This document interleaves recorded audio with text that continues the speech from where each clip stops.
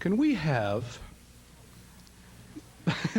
the always vocal Arcade Ladies Softball team come to the podium?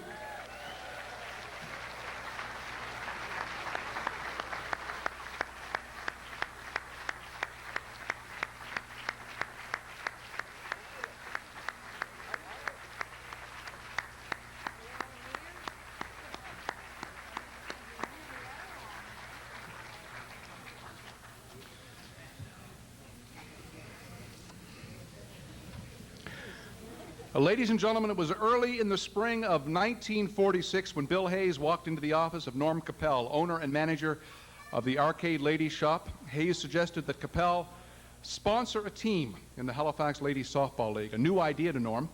The businessman agreed, told Hayes to go ahead and form his team. The rest is history.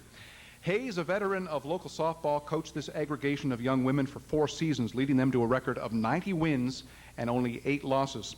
At one time, they had a 60-game winning streak, believed to be, according to the Halifax Mail in 1950, an unsurpassed Canadian record. Why wouldn't they win every game they could? Capel gave them incentive. For each home run a player hit, she would get a pair of nylon stockings. Yeah, okay. All right. Capel would take a box of nylons to each game and go home with none. Besides providing uniforms and equipment, the store owner made sure the players received discounts at the Arcade Ladies Shop. Who were these women? Many are with us tonight, some have passed on, but all were determined, competitive, athletic, and talented. I'd like to introduce the team members. If we can have the lights come up a bit, and perhaps you can acknowledge yourselves with a wave. Team members: Gladys White, Edith MacGlashen, Marion MacLeod, Barbara Frain,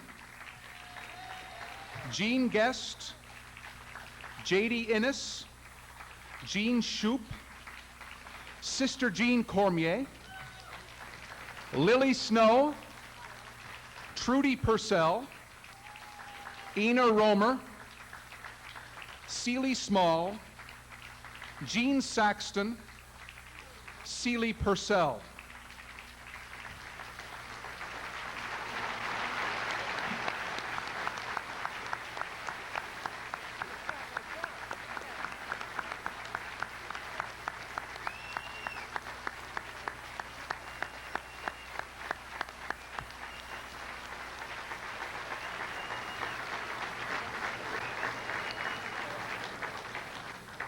I'd like to also mention the deceased members of the team. Violet Hughes, I apologize, accepted by husband Doug Kellythorne. Hughes, wrong vowel, thank you very much.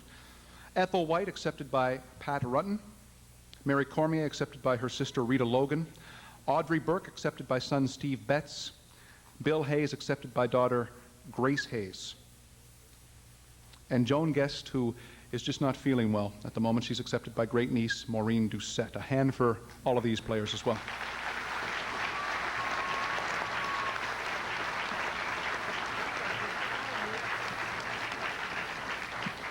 Jean Guest, a third baseman, had a rifled arm. Mary Cormier, with an outstanding batting eye, fouled off pitch after pitch until she found the right one to hit. Her sister Celie was in the starting pitching rotation at age 13. In a game against the Amherst Ramblers, Celie filled in left field. With a 1-run lead, she caught a ball and fired a strike to home plate to cut down the potential tying run. First baseman Babs Frain was a good hitter, but we're told her running speed left something to be desired. It was a common cry from the bench when she hit the ball to get going or we'll kick your butt. Ethel White enjoyed herself so much playing for this group that she did a step dance around the first bag anytime she got on base. Gladys White, who was still involved in sport as a lawn bowler, ice skater, and swimmer, was a catcher with power. She was always the home run and RBI leader on the team. There were 5 members of the team, forever known as the Apple Cider Five, who were thirsty one hot day in Berwick, and after losing the opening of a doubleheader, went in search of soft drinks. They bought a gallon of apple cider, not the tame stuff. Who told you that? We have sources. One team member, who shall remain nameless, recalls, everyone played better in the second game, and we won. But we were half corked. But this was not a team of individuals. The Arcade Ladies softball team ruled the Halifax Senior Women's Softball League from 1946 to 1949. In 1947, they scored 315 runs and had 88 scored against them, winning the local league and the provincial and maritime titles. The championship game against Amherst, September 3rd, 1947, started a winning streak that stretched to 60 before they lost to Truro, September 10th, 1949, in the championship game of the Maritime final.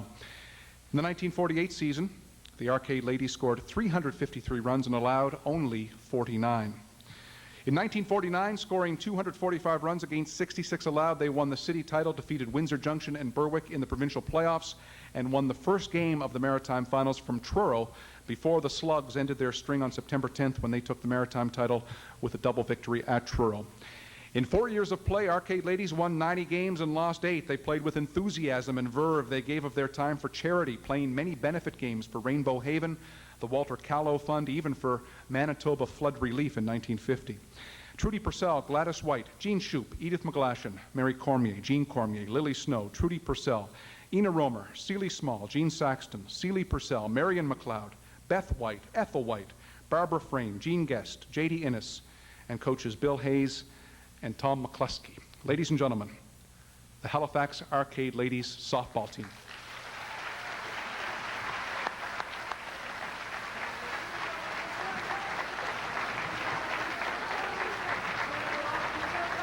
People say, why we own the road, why we own the road. The Arcade Ladies team are on their way. Hand me down my hat, hand me down my ball, hand me down my gloves, and I will give you game of ball. As we go marching, and the band begins to P-L-A, why you can hear them shouting. The Arcade Ladies team are on their way. Rah, rah!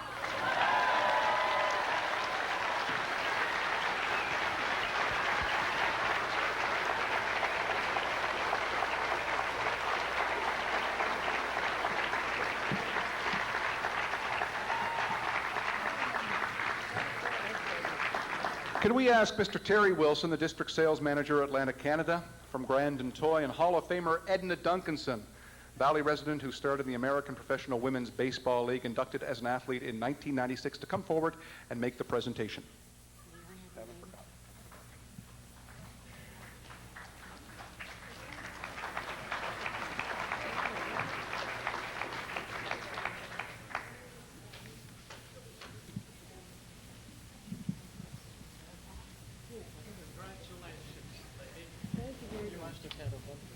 Most certainly did. I had a few years before, but you look younger than I did. Congratulations.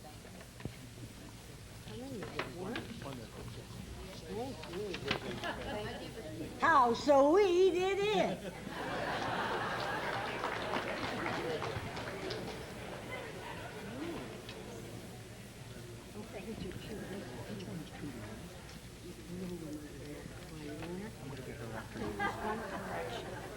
Edith MacGlashen never